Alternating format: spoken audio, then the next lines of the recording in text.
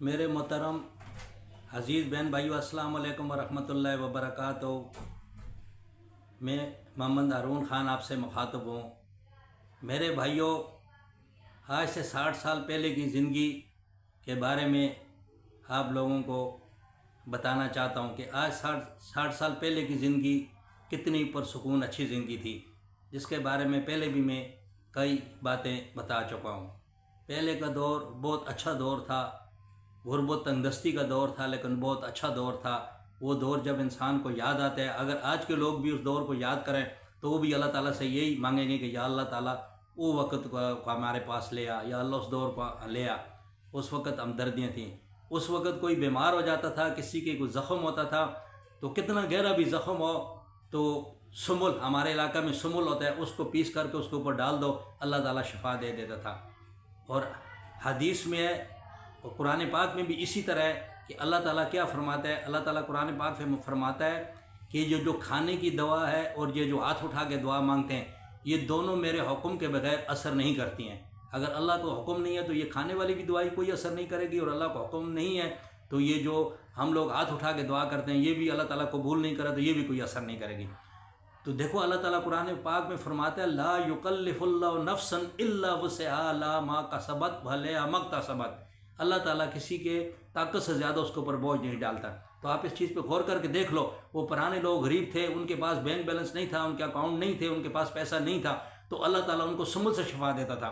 अगर किसी के पेट में दर्द गड़बड़ हो जाए, तिम्बर है, हमारे इलाके में तिम्बर होता था, अभी भी मौजूद है, तिम्बर अभी भी है, जिसको कोई नहीं ले रहा, कोई नहीं चुन रहा था, वो चुन के घर में रखते थे, उसको पीस के देते थे, जमैन दे देते थे, जिससे आराम आ जाता था। दांत को दर्द है, लौंग रख लिया, आराम आ गया, ठीक है। सुमुल रख लिया, दांत में आराम आ गया। अभी सुमुल नहीं कि अगर आप मुंह को सुमुल से भर लो आपको आराम नहीं आएगा, डॉक्टर के पास जाना पड़ेगा, क्योंकि पैसे हैं ना पड़े हुए, उसको भी देने हैं, डॉक्टर को भी अल्लाह ताला के रास्ते में तो खर्च नहीं किए ना, तो अब वो तो लगेंगे।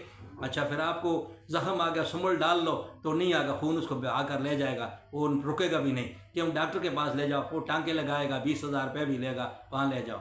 और इसी तरह पेट में दर्द है, गड़बड़ है, वो MIR करा लो, एक्सरे करा लो जी, अल्ट्रासाउंड करा लो जी, पता नहीं क्या होगा, क्योंकि पैसे पड़े हुए बैंक में, वहाँ से भी निकलवाने पड़ेंगे, वो इस्तेमाल करने, वो भी तो लगाने। पहले नहीं थे, पैसे नहीं थे, तो अल्लाह ताला उससे शफा दे देता था, ज़ख़म बिल्कुल ठीक हो जाता था। पेट में दर्द है, जमैन ले लिया, तिम्बर ले लिया, तो अल्लाह ताला आराम दे देता था। तो अभी इंसान जो है उस वक़्त का मुशाहदा करके देख ले कि यानी अल्लाह ताला इंसान पे बहुत मेहरबान है। लोगों पे कर्ज़ नहीं होता था, शादी होती थी, दुल्हन का एक लाल जोड़ होता था, खाली उसी में चली जाती थी, कोई मसला नहीं था। तो बड़े अच्छे प्यार मोहब्बत से लोग आकर बैठते थे, घी के साथ खाना खा के चले जाते थे, खुश होते थे, भाई घी बहुत अच्छा था, असली घी था, उसके अंदर डालडे की मिलावट नहीं थी, बहुत अच्छा खाना दिया इस आदमी ने। आजकल इतना अच्छा खाना बनाओ, ब्रोस्ट दो, बिरयानी दो, 6-7 बन के दो, फिर भी उसमें से कितने कीड़े निकालेंगे, फिर भी बोलेंगे यार हमने 1000 रुपये दिया, 2000 दे के, कुछ भी नहीं था।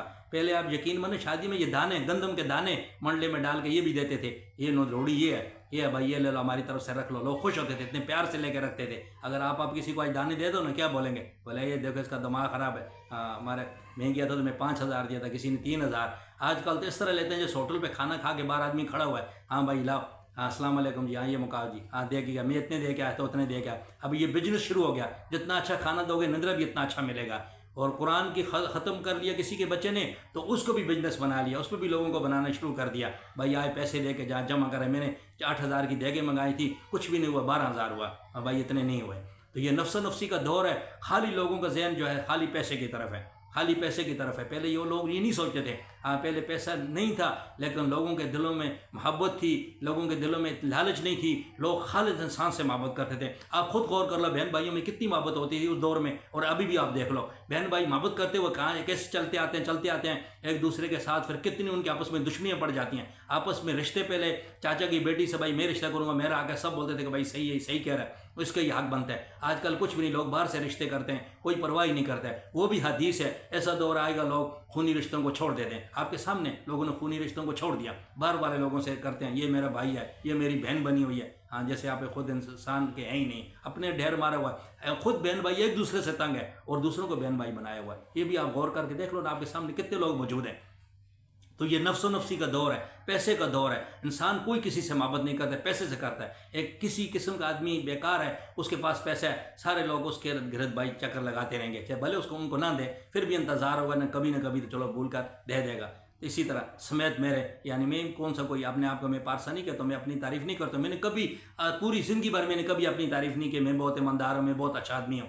तो ये अल्लाह ही बेहतर जानता है, हाँ, क्योंकि ऐसे मामलात अल्लाह के हैं। तो अपने आप को नहीं, हमसे हर कोई अच्छा है, हमसे बिल्कुल सही है। सिर्फ मेरा काम जो है एक निशानदेही करना एक चीज़ की, वो आपके सामने है। अगर नहीं होता आप कह दो, आपके इर्द गिर्द सारे लोगों में खूबियाँ खामी मुख्तलिफ होती हैं। अब एक आदमी को कहते हैं भाई वालदैन का नाफरमान, अल्लाह उसकी मफ़रत नहीं करेगा जब तक सज़ा नहीं मिली।